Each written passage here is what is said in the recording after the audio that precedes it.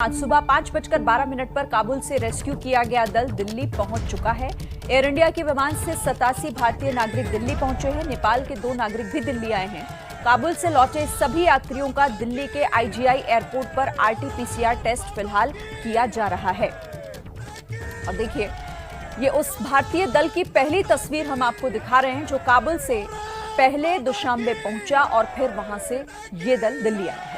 ये तस्वीर ताजिकिस्तान के दुशांबे एयरपोर्ट की है। इसे विदेश मंत्रालय के प्रवक्ता अरिंदम बागची ने ट्वीट किया है। इन 87 भारतीयों को कल ही काबुल से रेस्क्यू किया गया था और अब ये एयर इंडिया के विमान से भारत लौट चुके हैं। जब ये दल दुशांबे पहुंचा तो आप देखिए कैसे भारत माता की जय के नारे यहां पर लगे। आप सुन सकते हैं इन तस्वीरों के माध्यम से।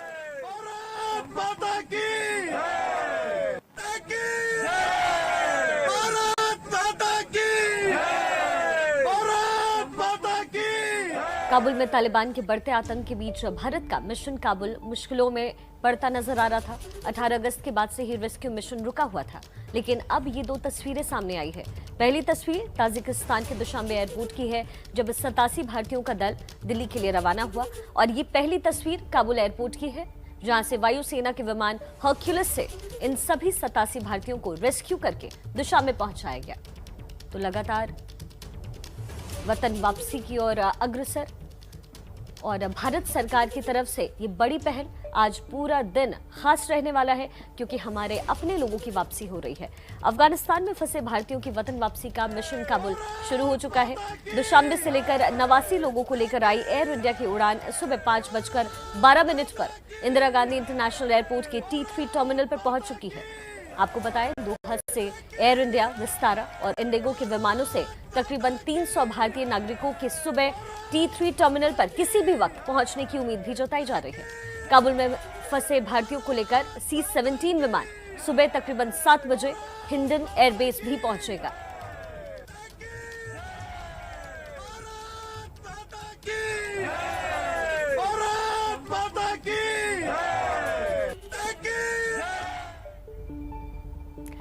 वायुसेना ने अफगानिस्तान के जिरगा से सिख सांसद नरिंदर सिंह खालसा को भी रेस्क्यू किया है। इस पर उन्होंने प्रधानमंत्री नरेंद्र मोदी और भारत सरकार को धन्यवाद दिया।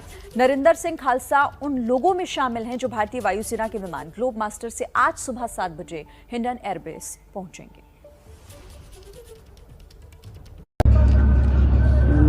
मेरा नाम MP नरेंद्र सिंह खालसा, काबुल निवासी।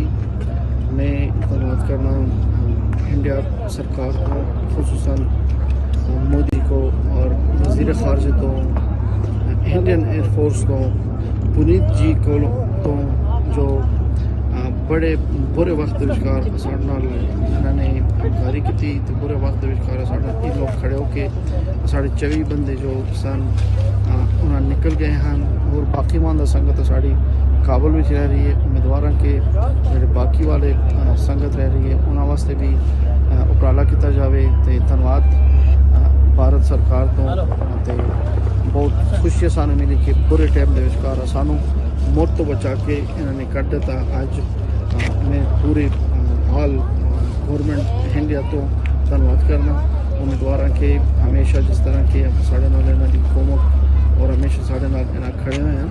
फिर भी उम्मीद करते हैं कि जो बाकी बंदे साढ़े में उन्होंने वास्ते भी एक उपराला किया जाए ताकत से कि संगत भी निकले। धन्यवाद करना फिर भी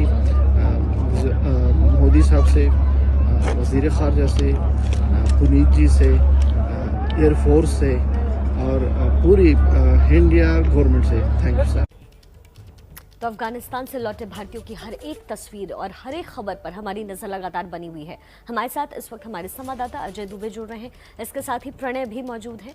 सबसे पहले अजय, आपका रुख करना चाहेंगे, इस वक्त टर्मिनल 3 पर क्या स्थिति है और जिन लोगों की वापसी हुई है उसके बाद कौन सी प्रक्रिया चल रही है फिलहाल?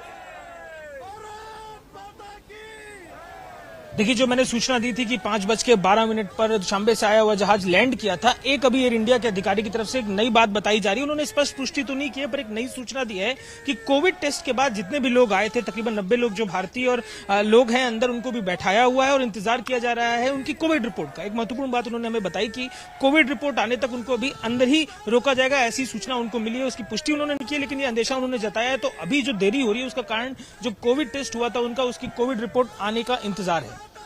ठीक है, हमारे साथ प्रणय भी हैं जो कि हिंडन एयरपोर्ट पर इस वक्त मौजूद हैं। प्रणय, वहां से क्या जानकारी मिल रही है? देखिए, अब से कुछ देर बाद शिखा, जो C-17 एयरफोर्स का विमान है जो काबुल से उड़ा है, वो हिंडन के एयरफोर्स बेस पे पहुंचेगा। इस विमान के अंदर 150 से ज़्यादा भारतीय मौजूद हैं।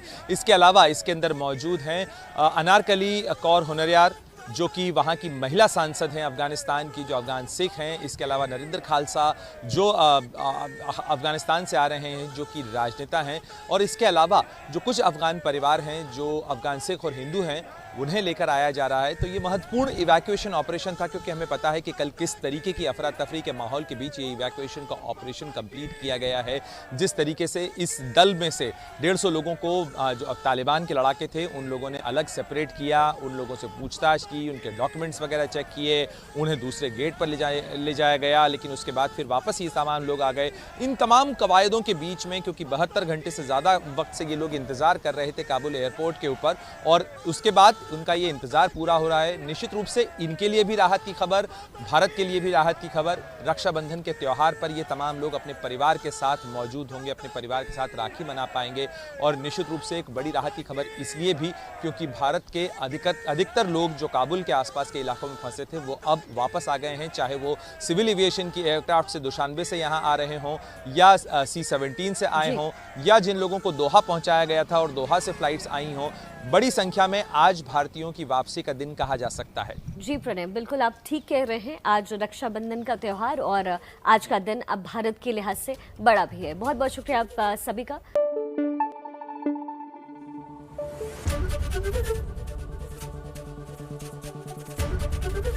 ABP न्यूज़ आपको रखे आगे।